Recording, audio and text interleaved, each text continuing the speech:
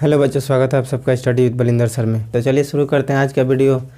तो आज की वीडियो में हम पढ़ेंगे क्लास 10th का ये पार्ट 3 वीडियो है। ठीक है, वास्तविक संख्या जो हमारा पहला चैप्टर चल रहा था प्रश्नावली 1 का ए, यही हम आज इसका 3 नंबर प्रश्न हम हल करेंगे। ठीक है, तो चलिए शुरू करते हैं। इसमें कह रहा है कि यूक्लिडियन एल्गोरिदम के प्रयोग से निम्नलिखित के मौसा ज्ञात करें। तो ये मौसा ज्ञात करना हमने पहले ही वीडियो में आपको बताया था। इसी में से कुछ प्रश्न हमने लिए थे, 2 ठो प्रश्न, और उसमें आपको बताया था। तो जो बच्चे अगर पहला वीडियो और दूसरा वीडियो नहीं देखे हैं तो डिस्क्रिप्शन में लिंक मिलेगा आपको, या वीडियो के प्लेलिस्ट में जा करके, चैनल के प्लेलिस्ट में जा करके आप देख सकते हैं वहाँ पे।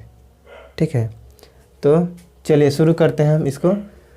तो इसमें सबसे पहले हमने बताया था कि जैसे 1 नंबर प्रश्न में है कि 252 और 1540 का मौसा निकालिए। तो इसमें सबसे बड़ा जो होता है उसको हम ए मान लेते हैं। ये हमारा ए है और ये हमारा बी है, छोटा वाला को बी मानेंगे। तो भाग एल्गोरिदम यानी कि यूक्लिडियन एल्गोरिदम का फॉर्मूला क्या होता है? A equal to B Q plus R. इसी की सहायता से हम इसका मौसा ज्ञात करेंगे। ठीक है, तो ए हमारा क्या है 1540, बी हमारा 252 है। अब यहाँ पे Q और R हमें क्या प्राप्त होगा, इसको हम भाग देकर पता करेंगे। ठीक है, तो चलिए भाग देखते हैं। 1540 में भाग देना है 252 से। ठीक है, तो देखिए यहाँ पे हमारा भागफल 6 और शेषफल 28 बच रहा है। तो पहले चरण में हमारा यहाँ पे गुना 6 प्लस 28 हो जाएगा। जब तक यहाँ R हमारा 0 नहीं आता है तब तक हमें मौसा प्राप्त नहीं होगा। ठीक है, तो पहले चरण में हमारा मौसा प्राप्त नहीं हुआ। इस तरह से हम दूसरा चरण देखेंगे, यानी कि हम इसको यहाँ से घेर देंगे, ये हमारा भाजक हो जाएगा और ये फिर 252 है वो भाज्य हो जाएगा। यानी कि यहाँ से ये वाला इधर आएगा और ये हमारा आ जाएगा यहाँ पे, शेषफल जो है भाजक आ जाएगा यहाँ पे। ठीक है, इस तरह से फिर अगला हम फिर भाग करते हैं तो देखते हैं कि क्या आता है। यहाँ पर 9 बार में हमारा पूरा कट गया और शेषफल क्या आ गया 0। तो यहाँ यानी कि भागफल हो जाएगा 9 और शेषफल हो गया 0। तो जब हमारा R 0 हो गया तब हम क्या कहेंगे, यही जो हमारा B है, ये B वाला, ये 28 हमारा क्या हो जाएगा, मौसा हो जाएगा। ठीक है, तो यहाँ पे हम लिख सकते हैं मौसा बराबर 28 आंसर। ठीक है, इसी तरीके से सभी प्रश्नों को हल करना है। ज़रूरी नहीं है कि पहले चरण में ही आ जाए या दूसरे चरण में ही हमारा आंसर आ जाए, तीसरा चरण, चौथा, पांचवा, छठा भी हो सकता है। ठीक है, तो इसी तरह से हम बारी बारी से भाग करते जाएंगे और उसका जो हमारा भाजक है और भाज्य है उसको, शेषफल और भागफल है उसको लिखते जाएंगे। और शेषफल जब हमारा 0 आ जाएगा यानी कि उसी का जो भाजक होगा, जो बी होगा, वो हमारा मौसा हो जाएगा। ठीक है, तो चलिए अगला देख लेते हैं। इसमें हमारा ये बड़ा है 38,220, तो यही ए होगा हमारा, और ये 196 जो है ये हमारा बी हो जाएगा। तो A equal to B Q plus R से, तो ये हो जाएगा हमारा 38,220 और ये 196। तो यहाँ पे हमारा भागफल क्या होगा और शेषफल यानी कि Q और R क्या होगा, इसे पता करने के लिए हम भाग करते हैं। फिर 196 से 38,220, तो यहाँ पे हमारा ये 195 बार में पूरा कट जाता है। ठीक है, हमने पहले ही भाग करके देख लिया है। तो यहाँ पे शेषफल 0 आ गया, यानी कि भागफल हमारा यहाँ क्या है 195 और यहाँ पे हमारा शेषफल जो है प्लस 0 हो गया, यानी कि शेषफल हमारा पहले चरण में ही 0 प्राप्त हो गया। ठीक है, तो इस तरह से हमारा ये क्या हो जाएगा, भाजक, यानी बी हमारा हो जाएगा मौसा। तो यहाँ पे लिख सकते हैं कि मौसा बराबर 196 आंसर। ठीक है, चलिए अगला देखते हैं। यहाँ देखिए, यहाँ हमारा ये जो है ये बड़ा है, तो ये हमारा ए हो जाएगा और ये 365 जो है बी हो जाएगा। तो फार्मूला हमारा equal to B Q plus R से, तो यहाँ लिखेंगे 12,450, इधर 365। ठीक है, तो फिर अब हमारा यहाँ Q और R क्या होगा, इसे पता करने के लिए हम भाग करेंगे। तो यहाँ भाग देते हैं, 365 से 12,450 में। ठीक है, तो देखिए पहले चरण में हमारा ये यहाँ पे 34 भागफल और शेषफल आ गया हमारा 40। तो यहाँ पे लिख लेंगे, यहाँ पे लिखेंगे हम गुना 34 और जोड़ शेषफल हमारा क्या है 40 है। ठीक है, उसके बाद फिर पहले चरण में हमारा जो r जो है 0 नहीं हुआ, तो इसके बाद हम फिर दूसरा चरण देखेंगे। तो दूसरे चरण में हमारा ये 365 आ जाएगा यहाँ पे भाज्य में, और ये 40 हमारा हो जाएगा भाजक, यानी कि इसको हमें यहाँ से घेरेंगे और ये 365 उधर जाएगा। ठीक है, तो चलिए फिर देते हैं भाग, इसको देखते हैं क्या आता है। तो यहाँ देखिए अब 9 बार में हमारा ये यहाँ पे शेषफल क्या बच रहा है 5 बच रहा है, यानी कि यहाँ पे भागफल हमारा 9 और शेषफल 5 हो जाएगा। इस बार भी हमारा r जो है 0 नहीं आया। ठीक है, तो जब हमारा r अभी भी 0 नहीं आया है तो हम क्या करेंगे, फिर अगले चरण देखेंगे। तो यहाँ पे अगले चरण में ये 40 इधर आ जाएगा और शेषफल हमारा यहाँ आ जाता है। फिर हम भाग करेंगे, तो फिर भाग करेंगे तो हमें पता है कि 5 के पहाड़ा में ये 40 होता है, तो 5 बटे 40 8 बार में ये हमारा आ जाएगा, यानी कि शेषफल हमारा 0 बचेगा, है ना। तो अब r हमारा क्या हो गया, शेषफल 0 हो गया। तो यही b हमारा जो भाजक है यही मौसा हो जाएगा। तो यहाँ पे हम लिख सकते हैं मौसा बराबर 5 आंसर। ठीक है, चलिए आगे देखते हैं। तो देखिए आगे के प्रश्न भी इसी तरह से हैं। हमें हो सकता है कि कोई प्रश्न को 2 चरण में हल करना हो, 2 चरण में 0 आए और शेषफल हमारा 0 आए और मौसा प्राप्त हो। किसी में एक ही बार में हो सकता है, किसी में 3 बार में या 4-5 बार में भी हो सकता है। तो आगे के और 3 प्रश्न हैं, उसको आप अपने से ही हल कर लीजिएगा। ठीक है, बस सेम ऐसे ही बनेगा, भाग देते जाना है और लिखते जाना है, और हमारा शेषफल जब 0 आ जाएगा तब जो हमारा भाजक होगा वही मौसा हो जाएगा। ठीक है, हम बढ़ते हैं अगले प्रश्न पे। ठीक है, चलिए यहाँ पे कह रहा है कि दिखाएं कि एक धनात्मक विषम पूर्णांक। सबसे पहले धनात्मक विषम पूर्णांक ये समझना जरूरी है कि धनात्मक विषम पूर्णांक क्या कह रहा है, यानी कि हमारा संख्या जो है प्लस में हो और विषम हो। विषम यानी कि 2 से विभाजित ना हो। ठीक है, उस तरह का संख्या होना चाहिए। तो कह रहा है कि धनात्मक विषम पूर्णांक 4q + 1 या 4q + 3 के रूप का होता है।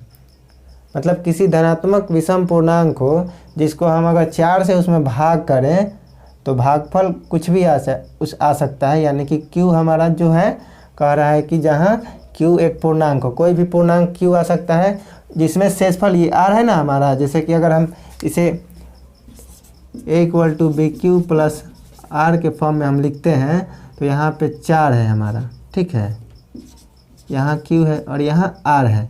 r यानी कि यहाँ शेषफल 1 बचना चाहिए। पूछ रहा है कि क्या हमारा जो संख्या होगा धनात्मक विषम पूर्णांक इधर वाला यहाँ पे जो एक स्थान पे होगा, क्या ये इस रूप का हो सकता है। यहाँ पे हमारा मतलब कहने का मतलब है कि जहाँ पे हमारा शेषफल 1 हो या 3 हो। ठीक है, तो हमसे यही पूछ रहा है कि कोई ऐसा धनात्मक पूर्णांक होता है जिसका 4q + 1 या 4q + 3 के रूप का हो, यानी कि हम उसमें उसका अगर भाग करें तो यहाँ हमारा 1 शेषफल बचे या 3 शेषफल बचे। किससे भाग करने पर, 4 से भाग करने पर। ठीक है, तो विषम पूर्णांक अगर हमारा होगा तो यहाँ तो 1 बचेगा ही बचेगा, या तो 1 बचेगा या 3 बचेगा या 7 बचेगा। हमारा विषम पूर्णांक अगर कोई भी विषम पूर्णांक में हम अगर 4 से भाग करते हैं तो हमारा शेषफल आना ही आना है। ठीक है, तो इसी बात को हमें यहाँ पे प्रूफ करना है, सिद्ध करना है कि ऐसा होता है कि नहीं होता है, ऐसा लिख सकते हैं कि नहीं। ठीक है, तो देखिए सबसे पहले हम इसमें मानेंगे। प्रश्न को पहले अच्छे से पढ़ लीजिएगा। हम पहले यहीं तक प्रश्न को पढ़े हैं, यहीं तक पहले हम हल करेंगे, इसके बाद हम फिर इसको हल करेंगे, इसको बाद में ही पढ़ेंगे। ठीक है, तो देखिए यहाँ पे पहले हम मानेंगे, माना कि a कोई धनात्मक पूर्णांक हो। a जो हमारा ये है, मान लीजिए कि कोई एक धनात्मक पूर्णांक है। ठीक है, कोई भी संख्या हो तो भाग एल्गोरिदम a बराबर bq + r से, ये हमारा फार्मूला होता है। इसमें क्या होता है, पहले ही बताया था कि r जो हमारा होता है 0 के बराबर होगा या 0 से बड़ा होगा। शेषफल जो हमारा r है 0 के बराबर या यहाँ पे क्या लिखा है बड़ा होगा, ठीक है। लेकिन यहाँ b जो है b से छोटा होना चाहिए। ये जो b है यहाँ पे हमारा, इससे शेषफल जो r होगा वो हमेशा छोटा ही होगा, ठीक है। तो हम यहाँ पे जो जैसे कि लिखा हुआ है b की जगह पे 4 लिखा है, तो हम यहाँ पे रखेंगे b बराबर 4 रखने पर, ठीक है। यानी कि b हम यहाँ पे 4 रखेंगे। तो b बराबर अगर हम 4 रखते हैं तो देखो a बराबर 4q प्लस r, ठीक है। तो यहाँ पे जहाँ हमारा क्या होगा, ये b के जगह पर क्या है 4 है, तो अभी कहे ना इधर कि b से हमारा जो शेषफल होगा r होगा वो छोटा ही होना चाहिए, 0 से बड़ा या बराबर हो जाएगा, 0 आ जाएगा या 0 से बड़ा होगा, लेकिन b से हमेशा छोटा होगा। तो यहाँ पे b क्या है 4 है, इसमें अभी 4 रखें ना b के जगह पे। तो जब हमारा b 4 है तो हमारा r क्या हो सकता है, या तो 0 हो सकता है, या 1 हो सकता है, 2 हो सकता है, 3 हो सकता है, 4 से छोटा ही होगा, ठीक है। तो शेषफल हमारा जब ये हो सकता है तो a बराबर हम क्या लिख सकते हैं, a बराबर मान लीजिए कि हम ये लिख सकते हैं, ठीक है, ये लिख सकते हैं जहाँ शेषफल हमारा 0 हो, या a बराबर हम 4q प्लस 1 भी लिख सकते हैं। हो सकता है कि हमारा 1 शेष आ जाए, 2 भी शेष आ सकता है, 3 भी शेष आ सकता है, लेकिन 4 नहीं आ सकता है। तो देखिए a बराबर क्या क्या हम लिख सकते हैं, a बराबर हम 4q प्लस 0, यानी कि 4q प्लस 0 का मतलब क्या है, ये 0 शेषफल रहेगा तो ये तो हट ही जाएगा, तो यानी कि 4q के रूप में हम लिख सकते हैं। a बराबर हम 4q प्लस 1 के रूप में भी लिख सकते हैं, a बराबर 4q प्लस 2, a बराबर 4q प्लस 3 के रूप में हो सकता है, लिखा जा सकता है, क्योंकि यहाँ पे भी 4 है तो हमारा 3 तक तो शेषफल बचेगा ना, तो इतना हो सकता है, ठीक है।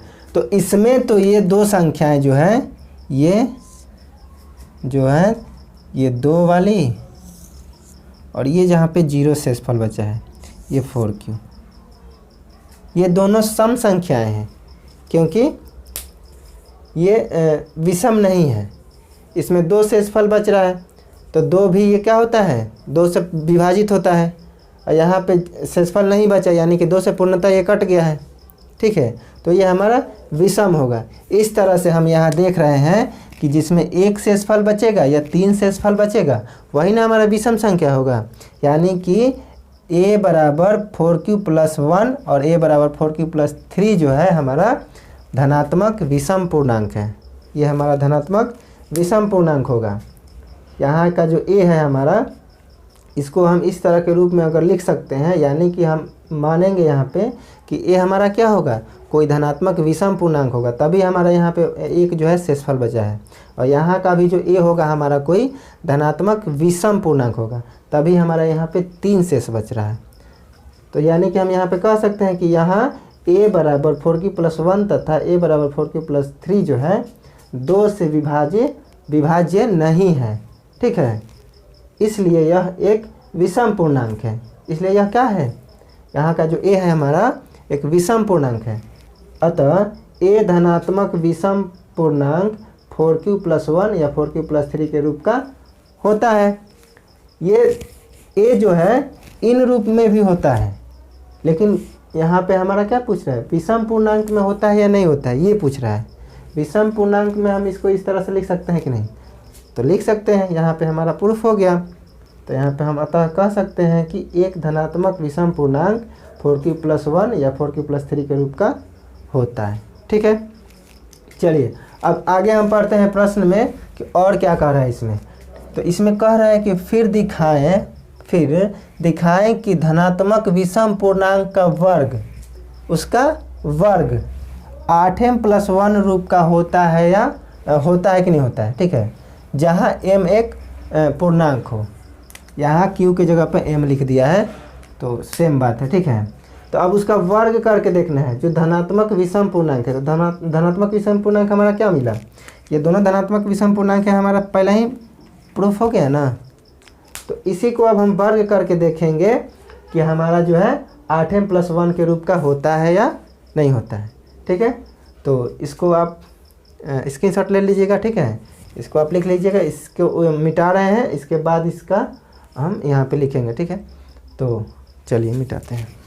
तो यहाँ पे हम लिखेंगे, यहाँ पे हम लिख सकते हैं दोनों तरफ वर्ग करने पर, ठीक है। इसको सीधा में लिखिएगा, हम भूल गए थे तो बाद में लिखे हैं। तो दोनों तरफ वर्ग करने पर तो हमें पता चल गया है कि 4q + 1 और 4q + 3 जो है विषम पूर्णांक के रूप में होता है। ठीक है, धनात्मक विषम पूर्णांक के रूप में।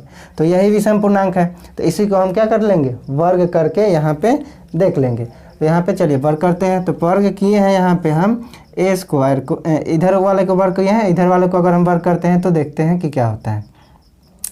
तो ये हमारा a + b के होल स्क्वायर के ऊपर ये हमारा तोड़ेंगे इसको।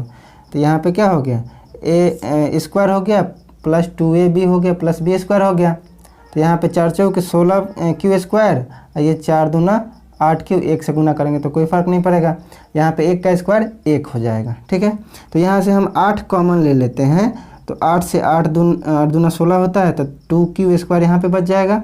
यहाँ पे 8 एकम 8 होता है तो q बच जाएगा। ठीक है, और ये 1 को हम इधर बाहर रखेंगे।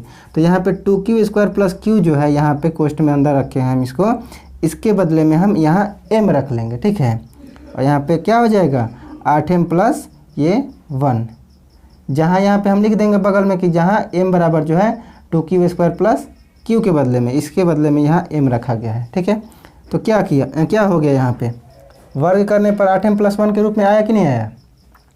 तो ये हमारा पहली स्थिति था। ठीक है, दूसरी स्थिति में हम देखेंगे कि 4q + 3 वाले में देखेंगे। तो इसको भी अगर हम वर्ग करते हैं तो यहाँ देखिए a² + 2ab + b² रख लिए हैं यहाँ पे। तो यहाँ पे करेंगे तो 16q² हो गया, ये 4 दूना 8 3 के 24। ठीक है, और यहाँ पे 3 3 का 9 हो गया। ठीक है, तो यहाँ पे हम 9 है तो 9 को 8 + 1 भी लिख सकते हैं। ठीक है, तो इस तरह से लिख दिए। उसके बाद यहाँ पे हम 8 को कॉमन लेंगे तो यहाँ पे बच जाएगा 2, 8 दूना 16q², फिर यहाँ पे बचेगा 3q, क्योंकि यहाँ पे 8 कॉमन लिए हैं तो 8 3 का 24q हो जाएगा। ठीक है, और यहाँ पे जो 8 है उसके बदले में यहाँ पे 1 लिखे हैं, 8 एकम 8, और ये जो 1 था इसको हम बाहर रख लिए। ठीक है, तो यहाँ से जो हम कोष्ठ में किए हैं इसको, इसके बदले में यहाँ पे हम m रख लेते हैं। यहाँ पे लिख देंगे कि जहाँ m बराबर 2q² + 3q + 1। तो देखिए यहाँ पर भी वर्ग करने पर क्या आया, हमारा 8m + 1 के रूप में आ गया। तो यही ना पूछ रहा था हमसे कि धनात्मक विषम पूर्णांक का वर्ग करने पर 8m + 1 के रूप का होता है या नहीं होता है। तो होता है।